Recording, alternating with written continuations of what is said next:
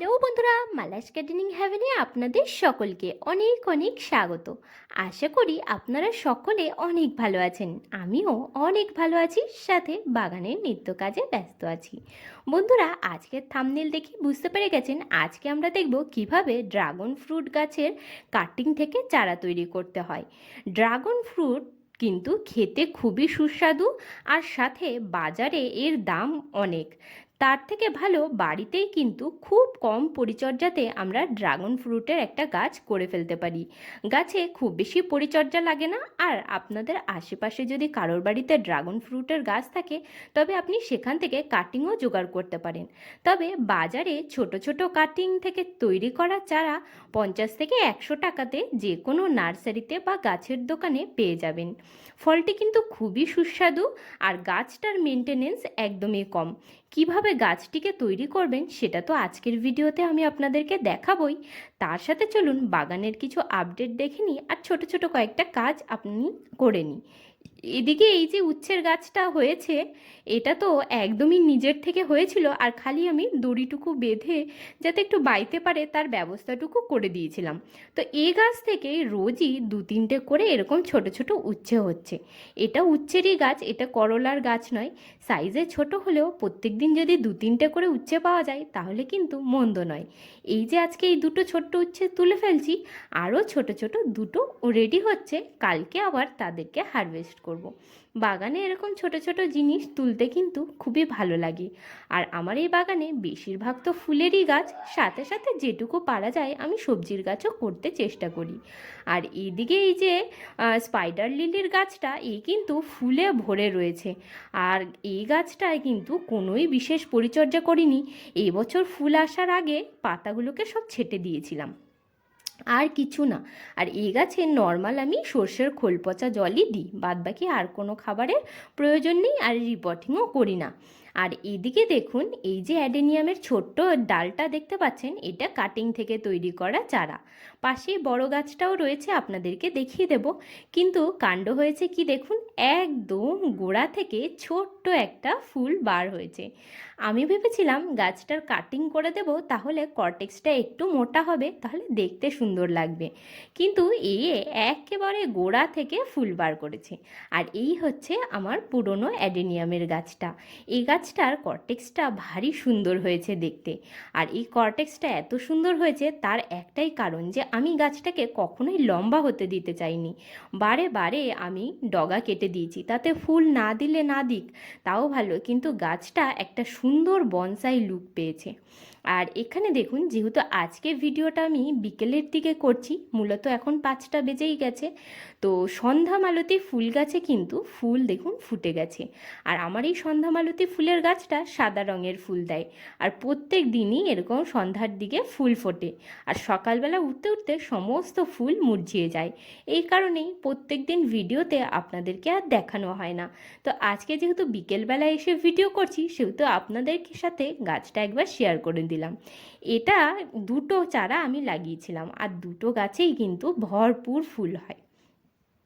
তো এই দেখুন, 3টে ড্রাগন ফুলের কাটিং আজকে আমি নিয়ে এসেছি এক জায়গা থেকে। তো এই 3টে কাটিংকেই আমি লাগাবো। তো এই কাটিংগুলো দেখুন যথেষ্ট বড় সাইজের। আর কাটিং যখনই আপনারা সংগ্রহ করবেন তখন সেই সমস্ত গাছ থেকে কাটিং নেওয়া উচিত যে সমস্ত গাছে অলরেডি ফল দিচ্ছে। যে সমস্ত গাছে ফল হচ্ছে না সে সমস্ত গাছের যদি কাটিং নিয়ে এসে আপনারা বাড়িতে লাগান, তাহলে কিন্তু 2 থেকে 3 বছর অপেক্ষা করতে হয় ফল পাওয়ার জন্য।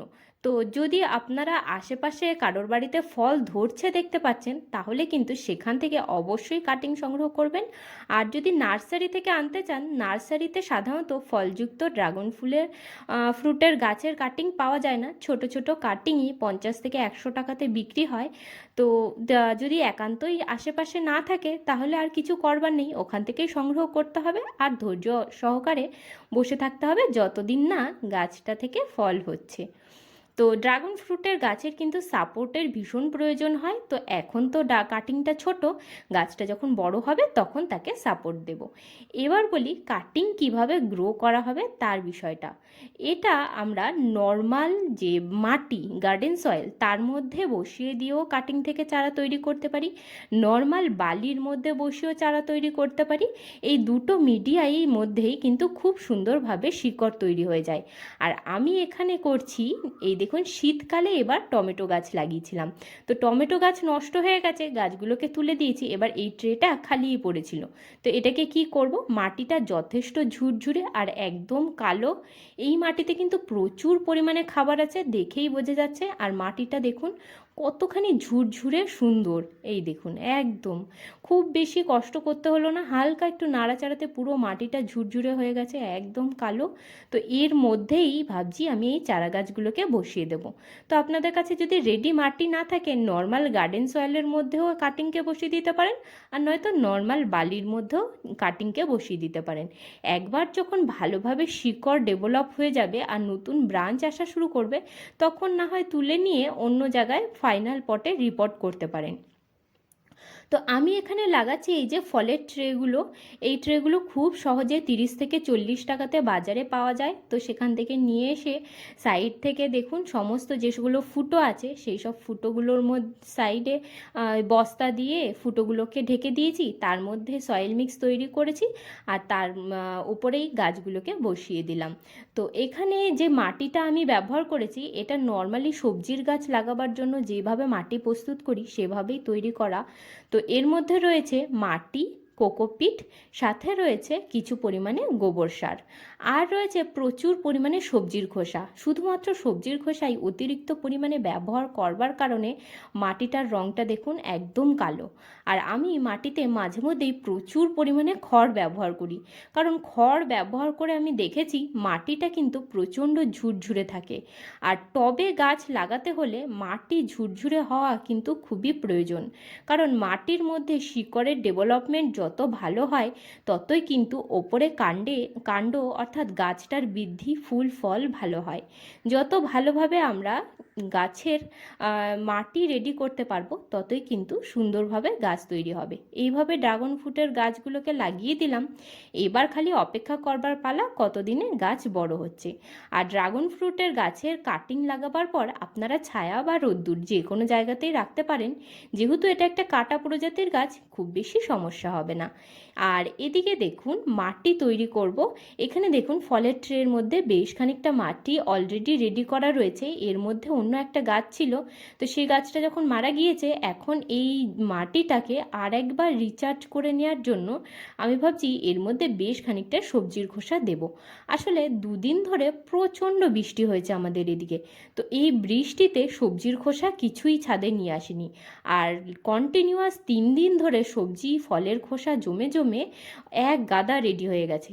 তো এগুলোকে আর কি করব, যেহেতু বৃষ্টি পড়ছে সেহেতু পচিয়ে বা কম্পোস্ট বিনের মধ্যেও দিতে পারছি না, কম্পোস্ট বিনটা অলরেডি ভর্তি হয়ে রয়েছে। তো এই যে দেখতে পাচ্ছেন ট্রেটা, ফলের ট্রের মধ্যে মাটি রেডি করা রয়েছে, এরই মাঝখানটায় একটুখানি গর্ত মতো করব আর মাটিটাকে ভালোভাবে ঝুরঝুরে করে নেব, দিয়ে তারপরে মাঝখানে সবজির খোসাগুলো দিয়ে ওপর থেকে মাটি চাপা দিয়ে ঢাকা দিয়ে রেখে দেব, তাতে সবজির খোসাগুলো পচে এই মাটির মধ্যেই বেশ খানিকটা খাবার অ্যাড করে দেবে।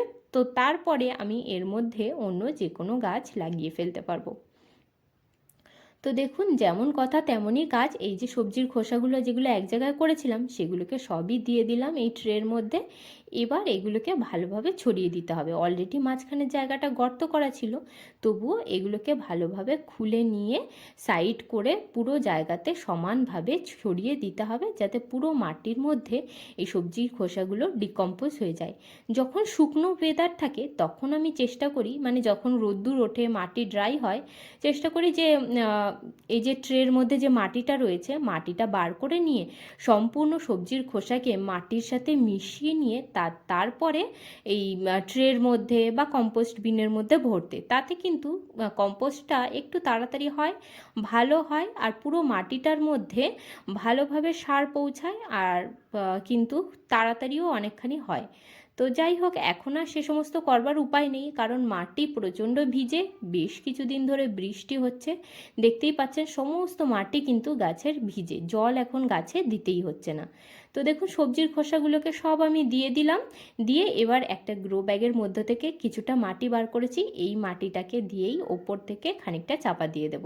চাপা দিয়ে দিলে সুবিধা একটাই, যে পচা গন্ধটা কম বার হয়, ওপর থেকে পোকা মাকড়ের আক্রমণ হয় না, মাছিও এসে আক্রমণ করে না।